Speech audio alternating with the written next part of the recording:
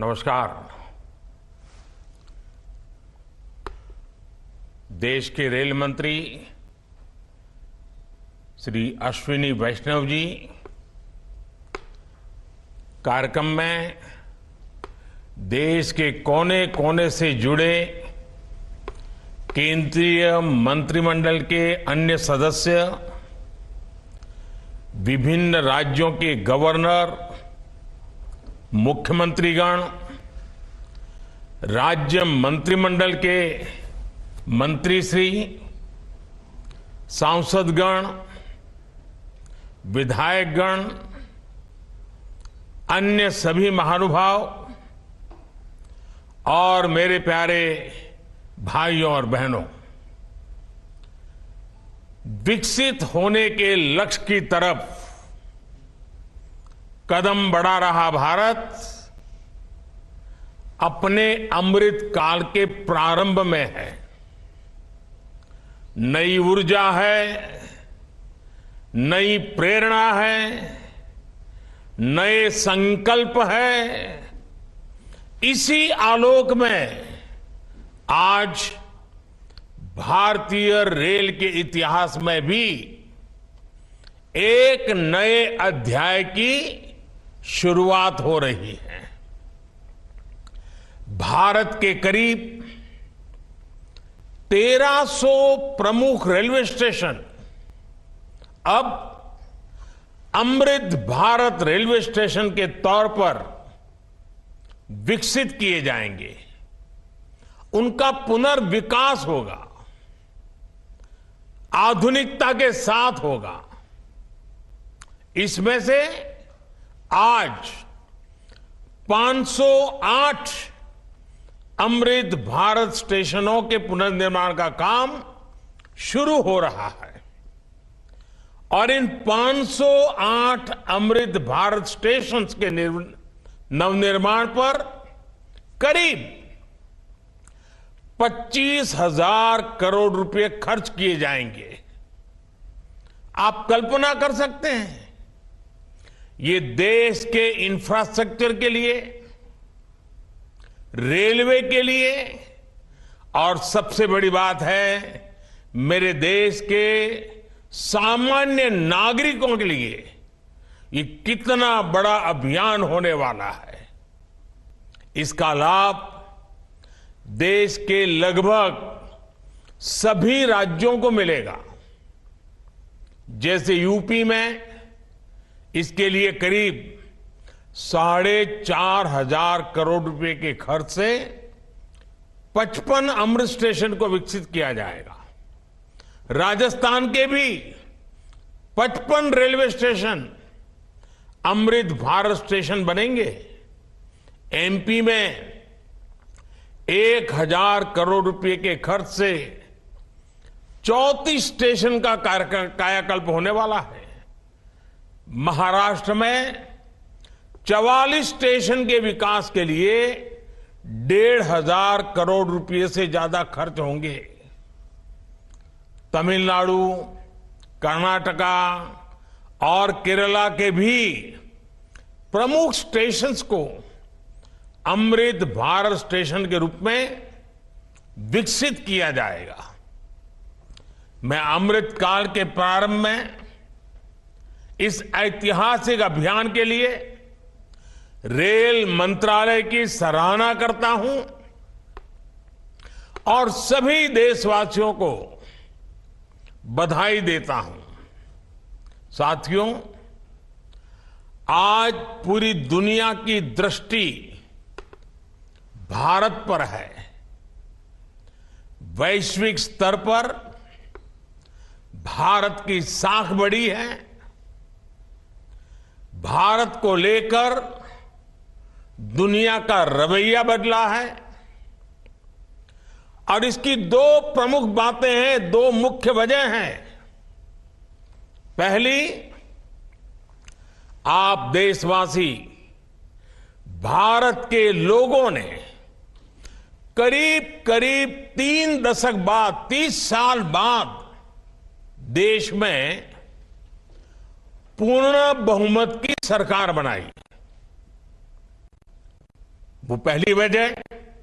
और दूसरी वजह है पूर्ण बहुमत की सरकार उसी स्पष्टता के साथ जनता जनार्दन की उनकी भावना का आदर करते हुए बड़े बड़े निर्णय लिए, चुनौतियों के स्थायी समाधान के लिए अविरत काम किया। आज भारतीय रेलवे भी इसका प्रतीक बन चुकी है। बीते वर्षों में रेलवे में ही जितना काम हुआ है, उसके आंकड़े, उसकी जानकारी हर किसी को प्रसन्न भी करती है, हैरान भी कर देती है। जैसे दुनिया में south Africa, Ukraine, Poland, UK और स्वीडन जैसे देशों में जितना रेल नेटवर्क है, उससे ज्यादा रेल ट्रैक हमारे देश में इन 9 वर्षों में बिछाए गए हैं। आप कल्पना करिए स्केल। साउथ कोरिया, न्यूजीलैंड और ऑस्ट्रेलिया जैसे देशों का जितना रेल नेटवर्क है, उससे ज्यादा ट्रैक भारत ने अकेले पिछले साल बनाए हैं। एक साल में भारत में आज आधुनिक ट्रेनों की संख्या भी तेजी से बढ़ रही है। आज देश का लक्ष्य है कि रेलवे की यात्रा हर यात्री के लिए, हर नागरिक के लिए सुलभ भी हो और सुखद भी हो। अब ट्रेन से लेकर स्टेशन तक आपको एक बेहतर, एक उम्दा से उम्दा एक्सपीरियंस देने का प्रयास है। प्लेटफॉर्म्स पर बैठने के लिए बेहतर सीटें लग रही हैं, अच्छे वेटिंग रूम बनाए जा रहे हैं। आज देश के हजारों रेलवे स्टेशनों पर मुफ्त वाईफाई की सुविधा है। हमने देखा है इस मुफ्त इंटरनेट का कितने ही युवाओं ने लाभ उठाया है। पढ़ाई करके वो अब बहुत कुछ अपने जीवन में सिद्धियां प्राप्त कर चुके हैं। साथियों, ये इतनी बड़ी सिद्धियां हैं, जिस प्रकार से रेलवे में काम हुआ है, किसी भी पीएम का मन कर जाएगा कि इनका जिक्र 15 अगस्त को लाल किले से करें। और जब 15 अगस्त सामने है तो मन बहुत ही लालायित होता है कि उसी दिन इसकी चर्चा करूं। लेकिन आज ये इतना विराट आयोजन हो रहा है, देश के कोने कोने से लोग जुड़े हैं, इसलिए मैं अभी ही इस बात पर इतने विस्तार से चर्चा कर रहा हूं। साथियों, रेलवे को हमारे देश की लाइफलाइन कहा जाता है, लेकिन इसके साथ ही हमारे शहरों की पहचान भी शहर के रेलवे स्टेशन से जुड़ी होती है। समय के साथ ये रेलवे स्टेशन अब हार्ट ऑफ द सिटी बन गए हैं। शहर की सारी प्रमुख गतिविधियां रेलवे स्टेशनों के आसपास ही होती हैं।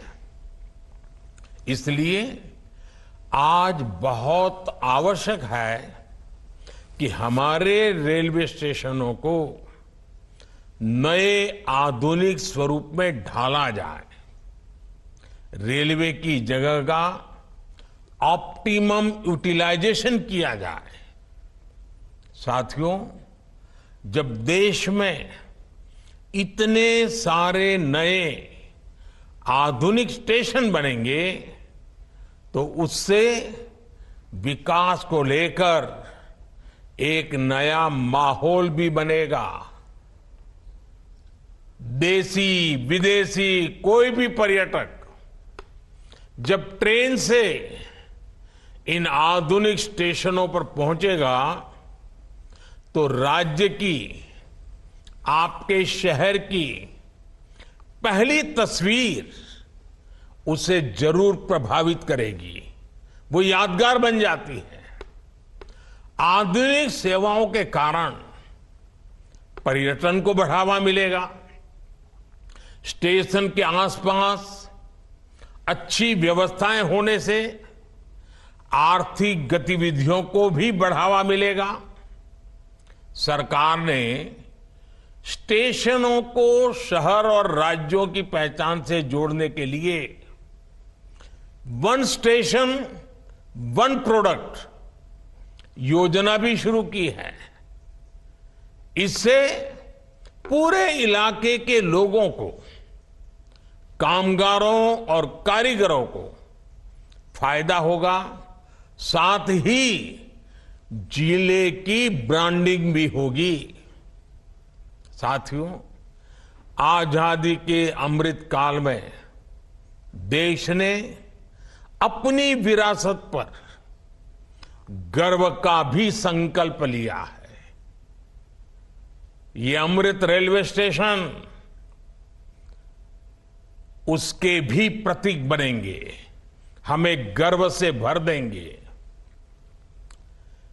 इन स्टेशंस में देश की संस्कृति और स्थानीय विरासत की झलक दिखेगी। जैसे जयपुर रेलवे स्टेशन में हवा महल, आमेर फोर्ट जैसी राजस्थान की धरोहरों की झलक होगी। जम्मू कश्मीर का जम्मू तवी रेलवे स्टेशन प्रसिद्ध रघुनाथ मंदिर से प्रेरित होगा। नागालैंड के दिमापुर स्टेशन पर वहां की 16 जनजातियों की लोकल वास्तुकला दिखाई देगी। हर अमृत स्टेशन शहर की आधुनिक आकांक्षाओं और प्राचीन विरासत का प्रतीक बनेगा। देश के विभिन्न ऐतिहासिक स्थलों और तीर्थ स्थानों को जोड़ने के लिए इन दिनों देश में एक भारत गौरव यात्रा ट्रेन, भारत गौरव टूरिस्ट ट्रेन भी चल रही है। शायद आपके ध्यान में आया होगा, उसको भी मजबूती दी जा रही है। साथियों, किसी भी व्यवस्था को ट्रांसफॉर्म करने के लिए जरूरी होता है कि हम उसके पोटेंशियल को पहचानें। भारतीय रेल में तो ग्रोथ को रफ्तार देने का अपार पोटेंशियल है। इसी सोच के साथ बीते 9 वर्षों में हमने रेलवे में रिकॉर्ड इन्वेस्टमेंट किया है। इस साल के रेलवे को 2.5 लाख करोड़ रुपए से ज्यादा का बजट दिया गया है। ये बजट 2014 की तुलना में 5 गुना ज्यादा है। आज एक होलिस्टिक सोच के साथ रेलवे के समग्र विकास के लिए काम हो रहा है। इन 9 वर्षों में लोकोमोटिव्स उत्पादन में भी 9 गुना की वृद्धि हुई है। आज देश में पहले की अपेक्षा 13 गुना ज्यादा HLB कोच बन रहे हैं। साथियों, नॉर्थ ईस्ट में रेलवे के विस्तार को भी हमारी सरकार ने प्राथमिकता दी है। रेलवे लाइनों का दोहरीकरण हो, गेज परिवर्तन हो, इलेक्ट्रिफिकेशन हो, नए रूट्स का निर्माण हो, इस पर तेजी से काम किया जा रहा है।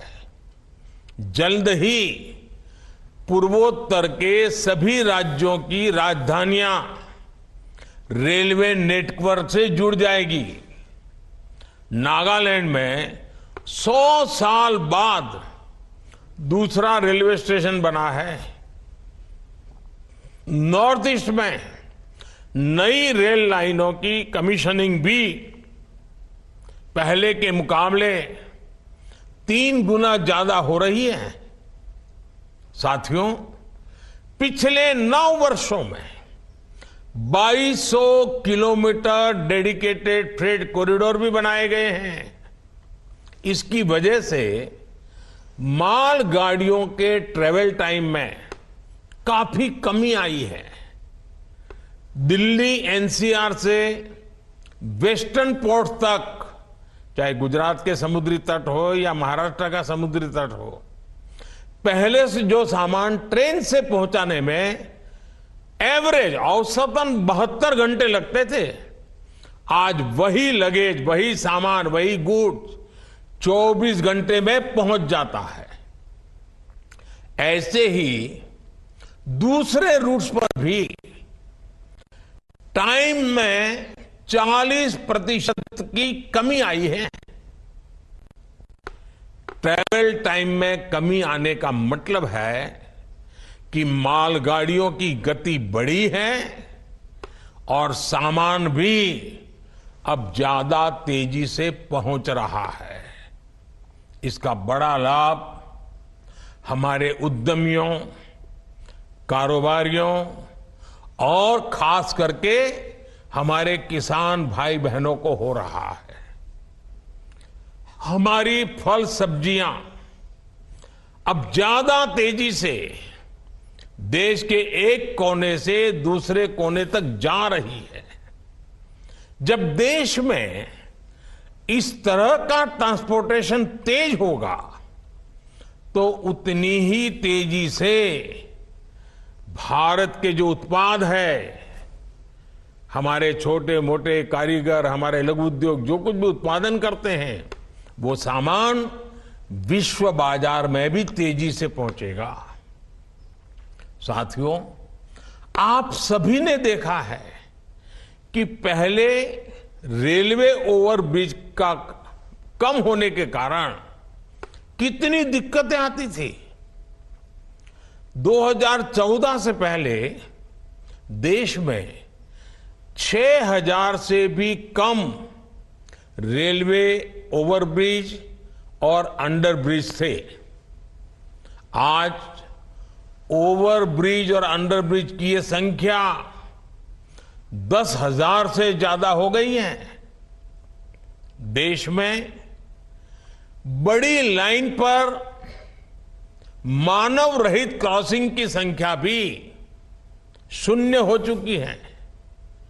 रेलवे और रेलवे प्लेटफॉर्म पर यात्री सुविधाओं के निर्माण में आज बुजुर्गों की, दिव्यांगजनों की जरूरतों का विशेष ध्यान रखा जा रहा है। साथियों, हमारा जोर भारतीय रेलवे को आधुनिक बनाने के साथ ही पर्यावरण फ्रेंडली बनाने पर भी है। बहुत जल्द भारत के 100% रेल ट्रैक्स इलेक्ट्रिफाइड होने जा रहे हैं। यानी कुछ ही वर्षों में भारत की सारी ट्रेनें सिर्फ बिजली से चला करेगी। इससे पर्यावरण की कितनी बड़ी मदद होगी, आप अंदाजा लगा सकते हैं। 9 वर्षों में सोलर पैनल से बिजली बनाने वाले रेलवे स्टेशनों की संख्या भी 1200 से ज्यादा हो गई है। लक्ष्य यही है कि आने वाले समय में सभी स्टेशन ग्रीन एनर्जी बनाएं हमारी ट्रेनों के करीब करीब 70,000 डिब्बे, 70,000 कोचेज में एलईडी लाइट्स लगाई जा चुकी हैं। ट्रेनों में बायो टॉयलेट्स की संख्या भी 2014 के मुकाबले अब 28 गुना ज्यादा हो गई है। ये जितने अमृत स्टेशन बनेंगे, ये भी ग्रीन बिल्डिंग्स के मानकों को पूरा करेंगे। 2030 तक भारत एक ऐसा देश होगा जिसकी रेलवे नेट जीरो एमिशन पर चलेगी। साथियों, रेल ने दशकों से हमें अपनों से मिलने का बहुत बड़ा अभियान चलाया है, काम किया है। एक प्रकार से देश को जोड़ने का भी काम किया है। अब ये हमारी जिम्मेदारी है कि हम रेल को एक बेहतर पहचान और आधुनिक भविष्य से जोड़ें और रेल की रक्षा, व्यवस्थाओं की रक्षा, सुविधाओं की रक्षा, स्वच्छता की रक्षा, एक नागरिक के नाते उस कर्तव्य को हमें निभाना। अमृतकाल कर्तव्य काल भी है। लेकिन साथियों, कुछ बातें जब हम देखते हैं तो मन को पीड़ा भी होती है। दुर्भाग्य से हमारे देश में विपक्ष का एक धड़ा आज भी पुराने ढरे पर चल रहा है। वो आज भी खुद तो कुछ करेंगे नहीं और किसी को करने भी न देंगे, न काम करेंगे न करने देंगे। ये रवैये पर अड़े हुए हैं। देश ने आज की और भविष्य की जरूरतों की चिंता करते हुए संसद की आधुनिक इमारत बनवाई। संसद देश के लोकतंत्र की प्रतीक होती है। उसमें पक्ष विपक्ष सबका प्रतिनिधित्व होता है। लेकिन विपक्ष के इस धड़े ने संसद की नई इमारत का भी विरोध किया। हमने कर्तव्य पथ का विकास किया तो उसका भी विरोध किया गया। इन लोगों ने 70 साल तक देश के वीर शहीदों के लिए वॉर मेमोरियल तक नहीं बनाया। जब हमने नेशनल वॉर मेमोरियल बनाया, उसका निर्माण किया, तो इसकी भी सरेआम आलोचना करते उनको शर्म नहीं आई। सरदार वल्लभ भाई पटेल का स्टैच्यू ऑफ यूनिटी आज दुनिया की सबसे बड़ी मूर्ति है। हर हिंदुस्तानी को गर्व होता है। और कुछ राजनीतिक दल चुनाव के समय तो सरदार साहब को याद कर लेते हैं, लेकिन आज तक इनका एक भी बड़ा नेता स्टैच्यू ऑफ यूनिटी में जाकर के सरदार साहब की इस भव्य प्रतिमा के न दर्शन किए न उन्हें नमन किया है। लेकिन साथियों, हमने देश के विकास को इस सकारात्मक राजनीति से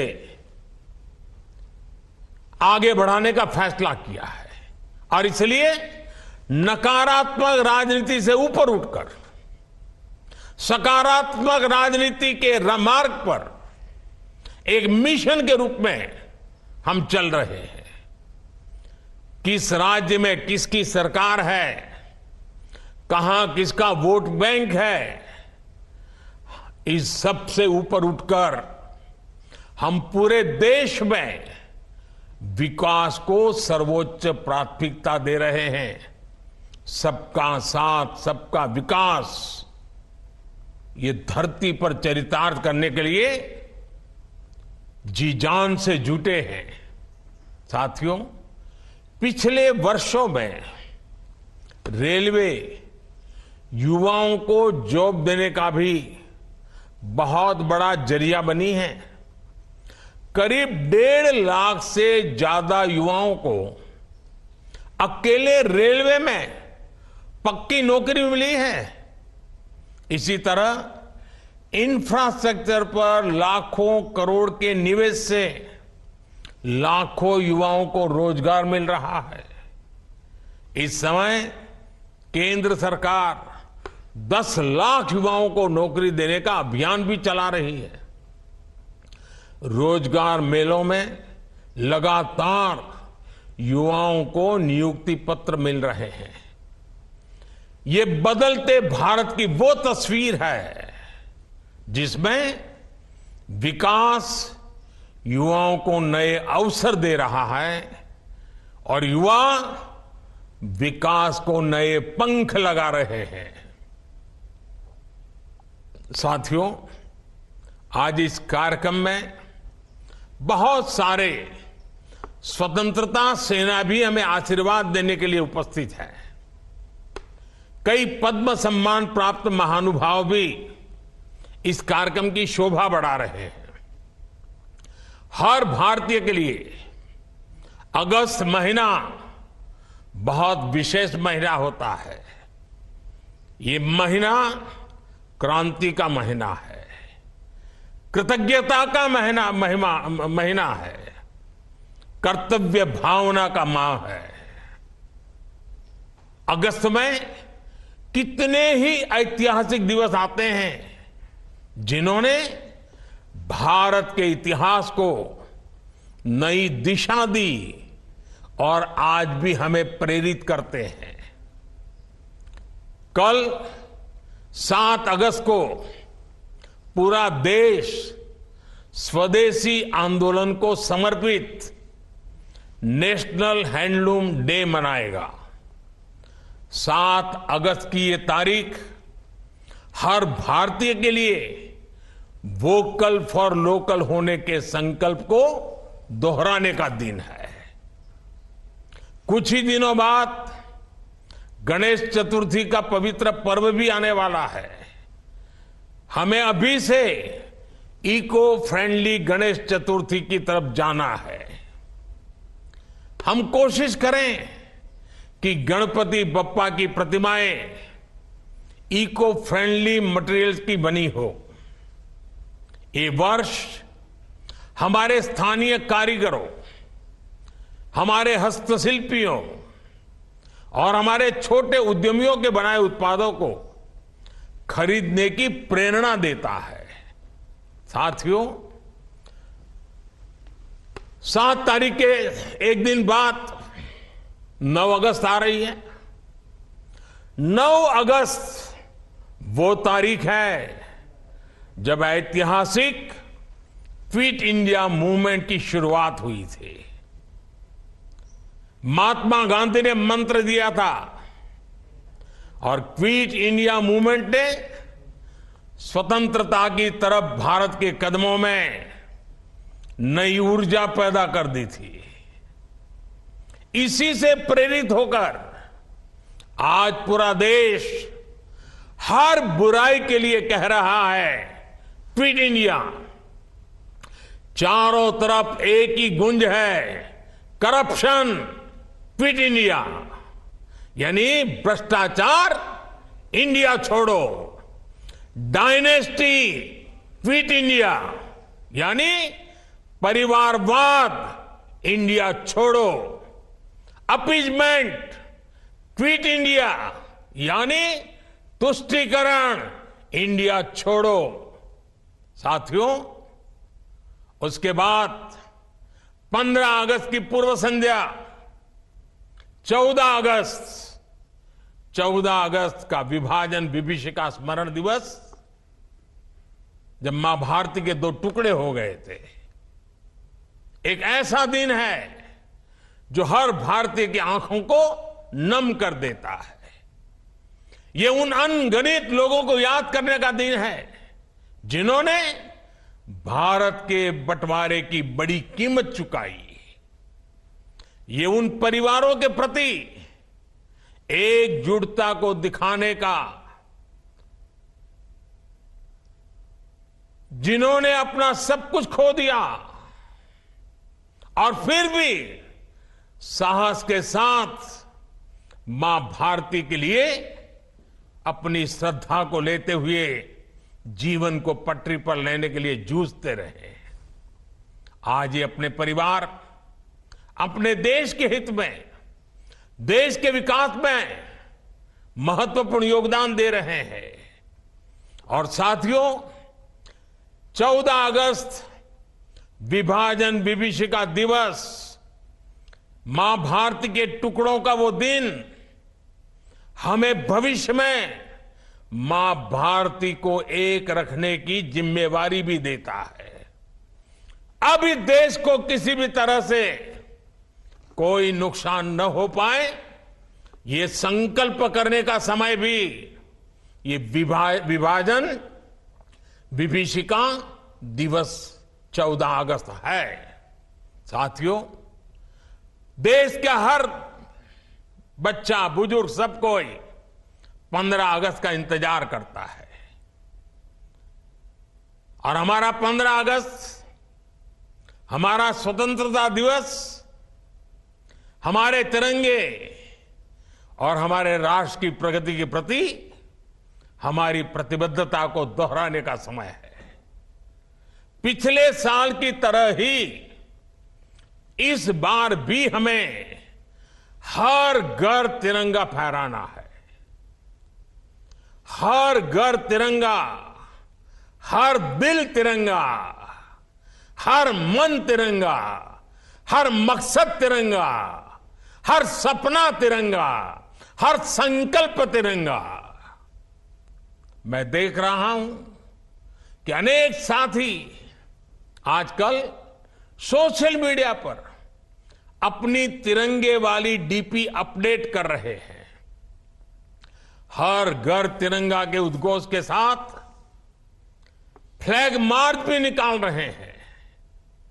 मैं आज सभी देशवासियों से, विशेष रूप से युवाओं को, हर घर तिरंगे इस आंदोलन से जुड़ने का और इसका प्रचार प्रसार करने का भी आग्रह करता हूं। साथियों, लंबे समय तक हमारे देश के लोग यही सोचते थे कि वो जो टैक्स चुका रहे हैं उसका कोई मतलब नहीं है। उन्हें लगता था कि उनकी मेहनत से कमाए हुए पैसों को भ्रष्टाचार में उड़ा दिया जाएगा। लेकिन हमारी सरकार ने इस धारणा को बदल दिया। आज लोगों को महसूस होता है कि उनके पैसे का पाई पाई का उपयोग राष्ट्र के निर्माण में हो रहा है। सुविधाएं बढ़ रही हैं, ईज ऑफ लिविंग बढ़ रही है। जो मुसीबतें आपको झेलनी पड़ी वो आपके बच्चों को झेलनी न पड़े, उसके लिए दिन रात काम हो रहा है। इसका परिणाम यह है कि टैक्स भरने वाले लोगों की विकास के प्रति एक विश्वास बढ़ा है और उसके कारण टैक्स देने वालों की संख्या भी बढ़ रही है। एक समय था जब देश में 2 लाख रुपए की इनकम पर टैक्स लग जाता था। आज ये मोदी की गारंटी देखिए, आज 7 लाख रुपए तक की इनकम पर कोई टैक्स नहीं लगता। इसके बावजूद देश में जमा होने वाली इनकम टैक्स की राशि भी लगातार बढ़ रही है, जो विकास के काम आ रही है। इसका स्पष्ट संदेश है कि देश में मध्यम वर्ग का दायरा लगातार बढ़ रहा है।